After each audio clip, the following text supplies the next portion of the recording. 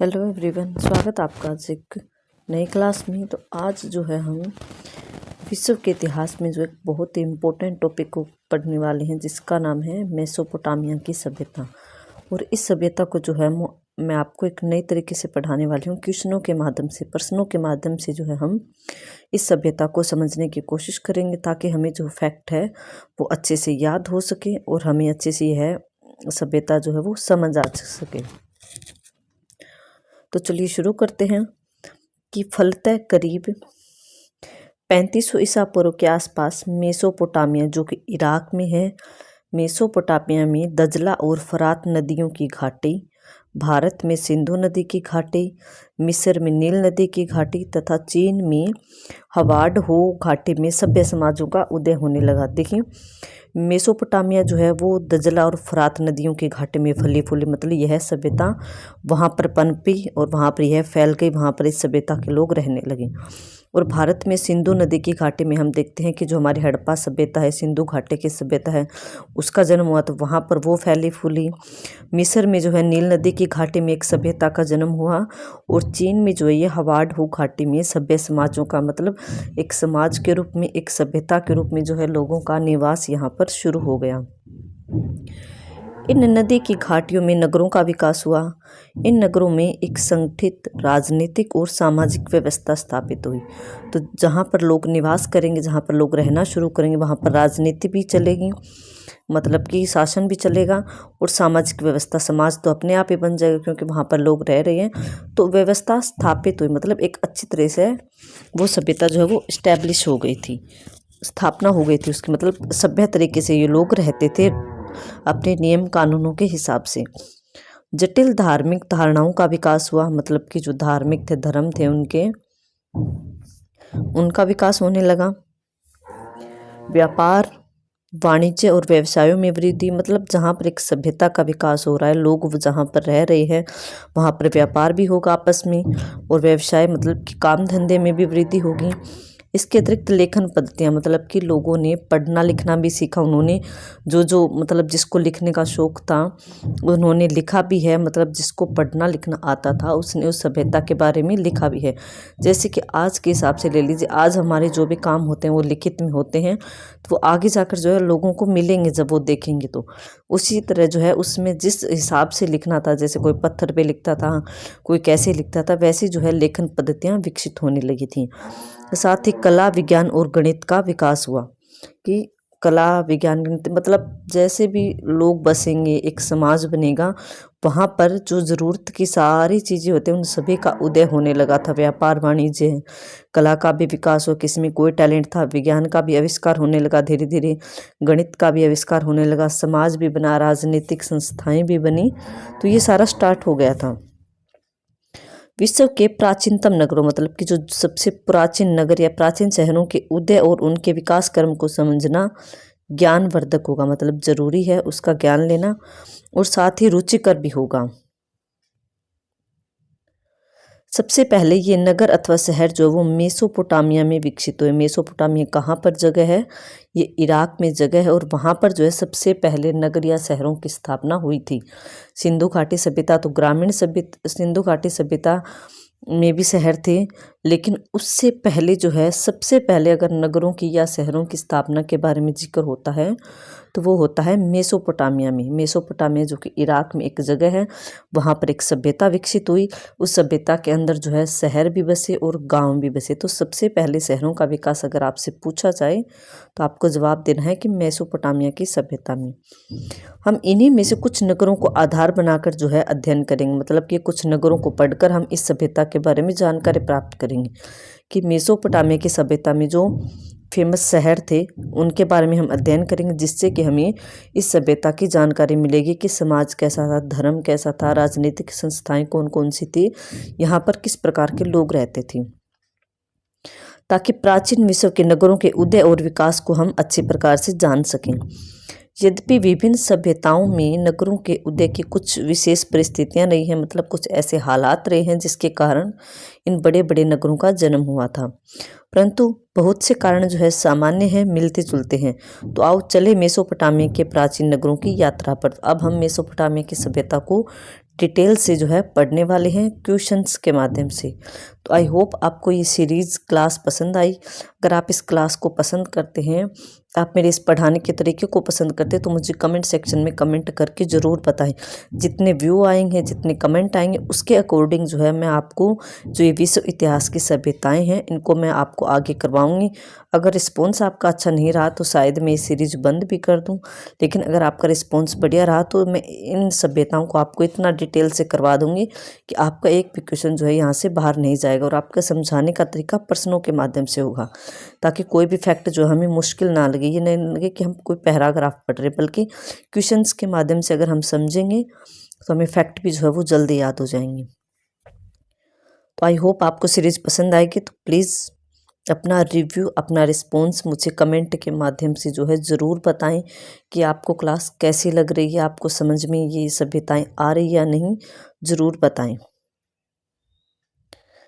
तो चलिए हम देखते हैं कि पहला क्वेश्चन हमारा है, मेसोपोटामिया सभ्यता का संक्षिप्त परिचय दें। आपको ये क्वेश्चन पढ़ाने से पहले जो है मैं इस पीडीएफ में एक अलग एक क्वेश्चन और है, मैं आपको वो पढ़ाती हूँ ताकि आपको ये जो है और ज़्यादा अच्छे से समझ आए। फिर हम उन छोटे क्वेश्चनों से स्टार्ट करेंगे। ये धर्म हो गया, ये नगर हो गए, नगरों की योजना, ये शहर, उच्च वर्ग की स्थिति कैसी थी, ये रहा मेसोपोटामिया सभ्यता पर नोट लिखें। सबसे पहले यहाँ से जो है इस सभ्यता पर नोट में आपको थोड़ा सा ये अंदाज़ा हो जाएगा कि मेसोपोटामिया की जो सभ्यता थी इसमें कौन कौन से नगर थे, उनके नाम जो अगर आप जान लोगे तो जैसे जैसे हम चैप्टर को आगे पढ़ेंगे आपको आसान लगने लगेगा। तो सबसे पहला है हमारा कि मेसोपोटामिया सभ्यता पर हमें नोट लिखना है। कई जो एग्ज़ाम होते हैं जिनमें कि थ्योरी टाइप में लिखना होता है तो उनके लिए भी बहुत बेनिफिट रहेगी ये क्लास। कि मेसोपोटामिया सबसे पहले यूनानी भाषा का शब्द है। फैक्ट नंबर 1 कि मेसोपोटामिया किस भाषा का शब्द है, तो यूनानी, और जिसका अर्थ क्या होता है, दोआब, अर्थात दो नदियों के बीच का क्षेत्र। कि मेसोपोटामिया का अर्थ क्या होता है, दोआब होता है। दोआब का क्या मीनिंग होता है, दोआब अगर आपको कहीं पर भी वर्ड मिल जाए तो आपको याद रखना है, दो आब मतलब दो नदियों के बीच का क्षेत्र। एक नदी इस साइड बह रही है, एक नदी उस साइड बह रही है, इस दो नदियों के बीच में जो जगह है वहाँ पर गांव बसे हैं, वहाँ पर शहर बसे हैं, तो उस बीच के जो क्षेत्र को जो है क्या बोला जाता है, दोआब। इसीलिए बोला जाता है कि मेसोपोटामिया की सभ्यता जो है वो दोआब के क्षेत्र में बसी, मतलब दो नदियों के बीच में बसी है। इस प्रसंग में यह है फरात और दजला नदियों के बीच का क्षेत्र था, मतलब कि जो मेसोपोटामिया की सभ्यता थी जहाँ पर यह सभ्यता विकसित हुई, जहाँ पर इस सभ्यता में लोग बसे, वो कौन सी दो नदियों के बीच में जो है ये इस्टेब्लिश हुई, बसी थी यह सभ्यता, दजला और फरात। आपको याद रखना इम्पोर्टेंट फैक्ट है, पूछा भी जाता है कि मेसोपोटामिया सभ्यता किन दो नदियों के बीच में स्थापित हुई थी, तो दजला और फरात, जो वर्तमान में इराक के नाम से फेमस है। मतलब कि जिस मेसोपोटामिया सभ्यता को हम पढ़ने वाले हैं जो कि दजला और फरात नदियों के बीच में बसी थी, उसको हम वर्तमान में करंट में इराक बोलते हैं, इराक देश बोलते हैं उसको, ठीक है। यहाँ एक के बाद एक कई प्राचीन सभ्यताओं का विकास हुआ, मतलब पहले एक सभ्यता आई जो कि कोई छोटे लेवल पे हुई होगी, अंदाज़ा लगा रहे हम, फिर पता नहीं उसका कैसे पतन हो गया, फिर जो है एक अलग सभ्यता आई, वहाँ पर अलग टाइप के लोग बसे, उनके धर्म राजनीति अलग थे, ऐसे करके जो कई सब छोटे छोटे सभ्यताओं का विकास हुआ। तो इसमें जो है सबसे पुरानी मेसोपोटामिया के पूर्वी भाग में विकसित सुमेर की सभ्यता थी, कि जो ये मान लीजिए आप ये मेसोपोटामिया है, ये एक नदी ये होगी दजला, एक ये होगी फरात, तो इसका जो है उत्तर ये हो गया, दक्षिण ये हो गया, पूर्व ये हो गया और पश्चिमी हो गया। तो हम क्या पढ़ रहे हैं कि मेसोपोटामिया के पूर्वी भाग में विकसित, कि जो ये पूर्वी भाग जो था यहाँ पर एक सुमेर की सभ्यता, मतलब कि सुमेर जो है उसमें का मान लो कि कोई फेमस जगह होती है उसी के नाम पर जो है नगर का नाम पड़ता है या शहर का नाम पड़ता है, सभ्यता का नाम पड़ता है। तो सुमेर की सभ्यता यहाँ पर इस पूर्वी भाग में जो है 3500 ईसा पूर्व से 2600 ईसा पूर्व के बीच में बसी, और यहीं पर सबसे पहले शहरों का उदय, मतलब मेसोपोटामिया की सभ्यता में पूर्वी भाग में सबसे पहले नगर बसने शुरू हुए, शहरों का विकास हुआ। तो आपसे पूछा जा सकता है कि मेसोपोटामिया में पूर्वी भाग में सबसे विकसित सभ्यता कौन सी थी? सुमेर की सभ्यता। और इसी सुमेर की सभ्यता, इसी पूर्वी भाग में जो है सबसे पहले नगरों का या शहरों का उदय हुआ। और इनमें प्रसिद्ध नगर या शहर कौन से थे? एक तो था एरिड, उरुक, लगास और उर। मुश्किल है वर्ड, स्टार्टिंग से जब पढ़ते हैं तो टफ लगते हैं, लेकिन आप 2-3 बार इसको रिवाइज करोगे तो आपको याद हो जाएगी। फेमस नगर है, इनके बारे में हमें आगे चैप्टर में भी पढ़ने को मिला था कि उर नगर में क्या क्या खासियत थी, लगास में क्या थी, एरिड, उरुक, ये इनको आपको याद रखना पड़ेगा।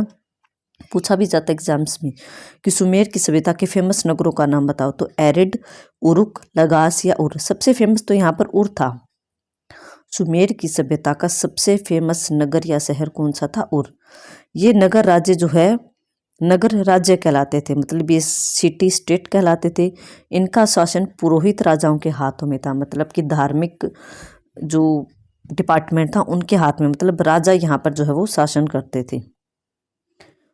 इन पुरोहित राजाओं को क्या कहा जाता था? पेटसी। मतलब कि जो उर नगर, ये एरिड, उर्क, लगास जो ये नगर थे, इनमें जो राजा शासन करते थे उनको क्या बोला जाता था? पेटसी।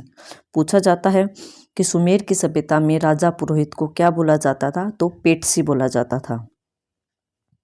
आगे 2000 ईसा पूर्व के बाद जो बेबीलोन नगर है वो काफी महत्वपूर्ण बन गया।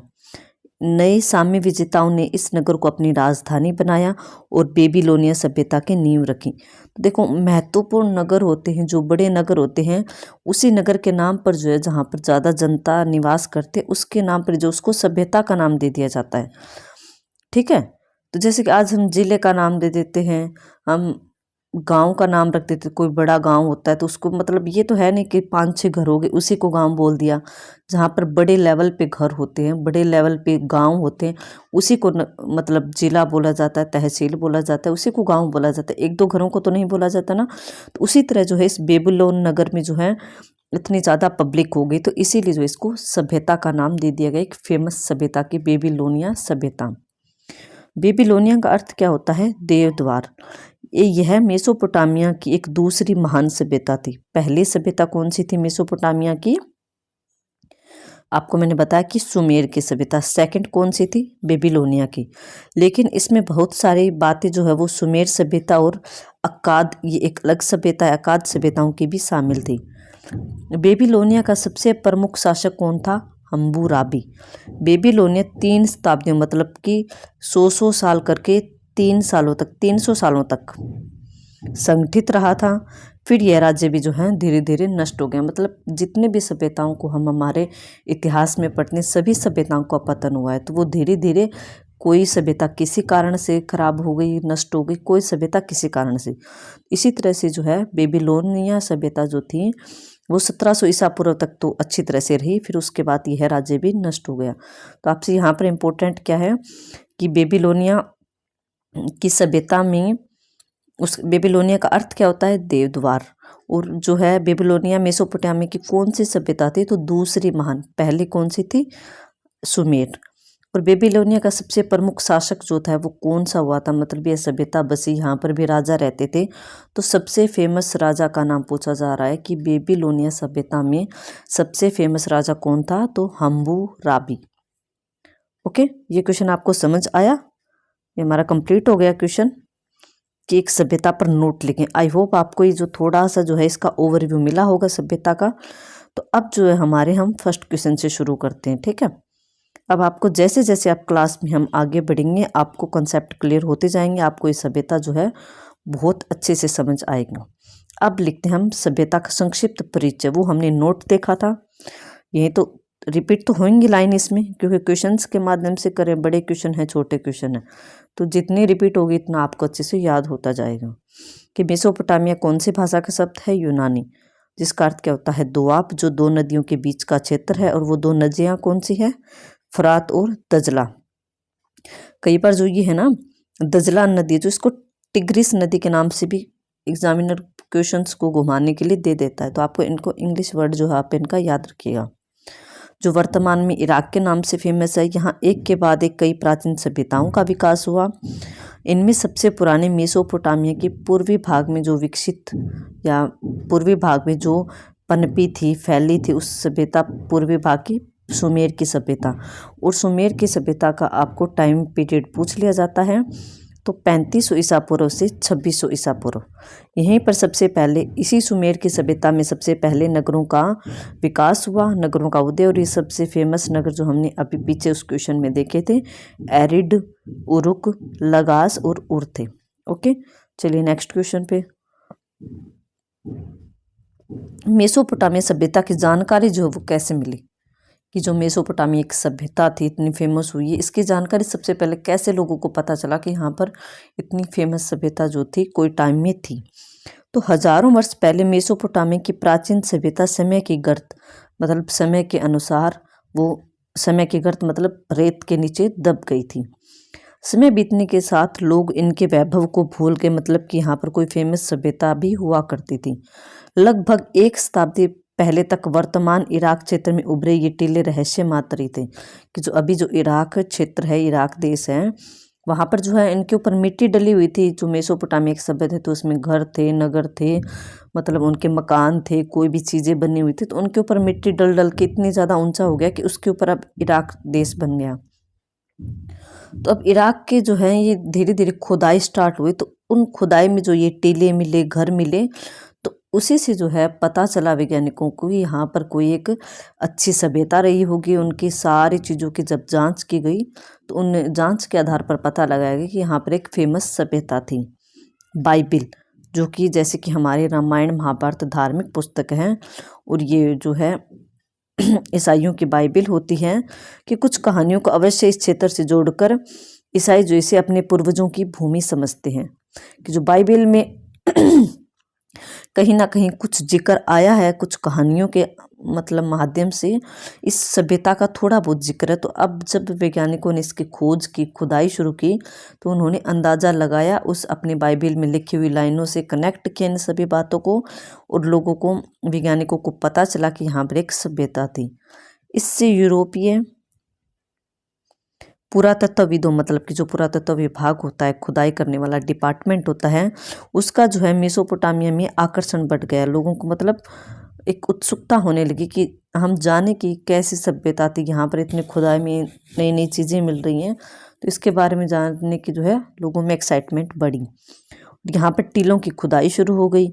उल्लेखनीय है कि बाइबिल की कहानियाँ तो अक्षरत सिद्ध नहीं हुई, परंतु जो पुरातत्वविद थे, खुदाई करने वाले थे, यहाँ पर बड़े बड़े मंदिर मिले उनको। राजमहल ही नहीं मिले बल्कि घरों के खंडहर भी मिले, गोदाम मिले, गलियाँ मिली, सड़कें मिली, जल निकासी की नालियाँ मिली, नहरें मिली। कि जब खुदाई शुरू हुई इस मेसोपोटामिया की सभ्यता की, तो मंदिर, राजमहल, घर, गोदाम, गलियाँ, सड़कें, जल निकासी की जो नालियाँ होती हैं, नहर, इन सभी के अवशेष मिले। नहरें मिले क्योंकि दो नदियों के बीच में जो ये सभ्यता बसी हुई थी ना, तो जब नदी है तो सिंचाई के साधन अवश्य ही वहां पर अच्छे रहे होंगे। और शहरी जीवन की पूरी संरचना मिल गई। धीरे धीरे जैसे जैसे खुदाई हुई कंप्लीट, पूरा स्ट्रक्चर समझ में आ गया वैज्ञानिकों को, पुरातत्वविदों को, कि यहाँ पर एक अच्छी सभ्यता थी और उसकी खुदाई हुई, और यहाँ पर कैसे कैसे लोग रहते थे, कैसे कैसे राजा ने जो है यहाँ पर शासन किया होगा।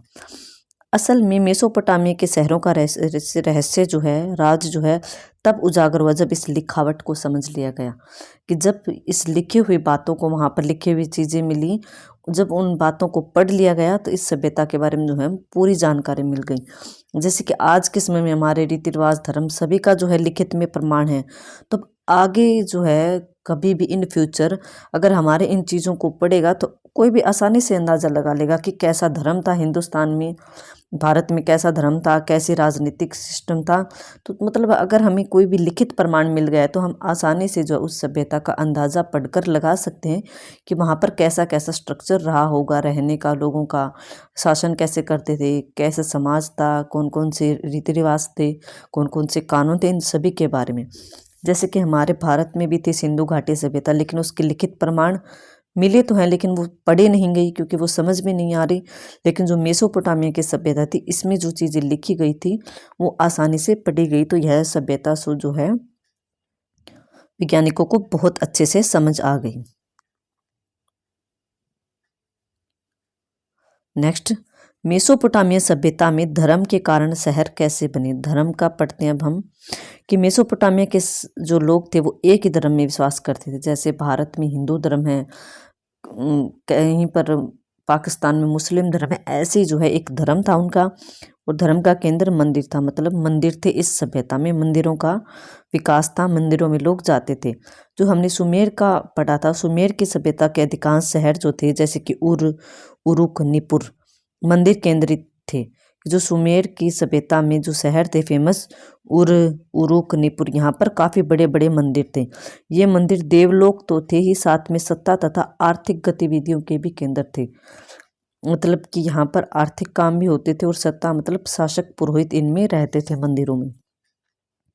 ऐसे शहरों की शुरुआत जो है वो साधारण बस्तियों से हुई। कोई भी चीज़ जब बस्ती है, इस्टेब्लिश होती है, तो नॉर्मल तरीके से होती है, बिल्कुल सिंपल तरीके से। धीरे धीरे वो विकास करते करते जो है वो फेमस हो जाती है। लोगों ने अपनी आस्था के अनुसार शुरू में कच्ची ईंटों के छोटे छोटे मंदिर बनाए, कि उन्होंने अपने छोटे छोटे मंदिर बनाए। इनमें जो अपने आराध्य देव की जिसको उन्होंने पूजा करनी थी, जैसे अन्न की पूजा करते थे, सॉरी अन्न के नहीं, अन्न चढ़ाते थे अपने देवता को, मछली चढ़ाते थे, दूध दही आदि का जो है चढ़ावा चढ़ाते थे। जैसे कि आज हम मंदिर में प्रसाद चढ़ाते हैं ना, मिठाई वगैरह, उसी तरह से जो है उसमें अन्न दाना चढ़ाया जाता था, अनाज को, मछली को चढ़ाया जाता, दूध दही को चढ़ाया जाता था। धीरे धीरे यही मंदिर जो है वो सार्वजनिक स्थल बन गए। यहाँ आर्थिक गतिविधियां भी होने लगी, व्यापार कार्य भी जो है यहीं से होने लगे। मतलब मंदिर के आसपास जो है एक बाजार सा बन गया, सारे काम यहाँ से होने लगे। समुदाय के मुखियाओं ने मंदिरों में कीमती भेंटें चढ़ाकर लोगों पर अपना प्रभाव स्थापित कर लिया, कि जो समाज में जिनके पास पैसा था उन्होंने मंदिरों में चढ़ावा दिया खूब, और जो वो काफ़ी फेमस हो गए।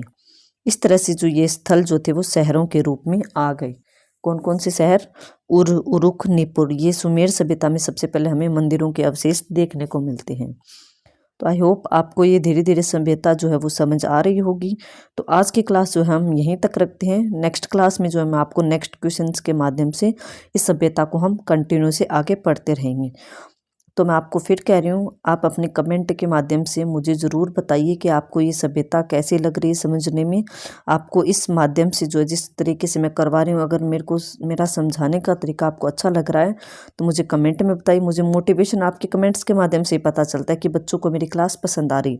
जितने व्यू आते हैं उतना पता चलता है कि हाँ इतने बच्चों ने क्लास देखी है, तो उनको मतलब ये सीरीज जो है वो पसंद आ रही है, उनको अच्छी लग रही है, तो मैं आगे कंटिन्यू करती हूँ। अगर व्यू नहीं आएंगे, देखेंगे नहीं बच्चे, उनको अपना रिव्यू नहीं देंगे कमेंट के माध्यम से, तो मुझे नहीं पता चलेगा कि मेरी सीरीज़ बच्चों को पसंद आ रही है नहीं आ रही।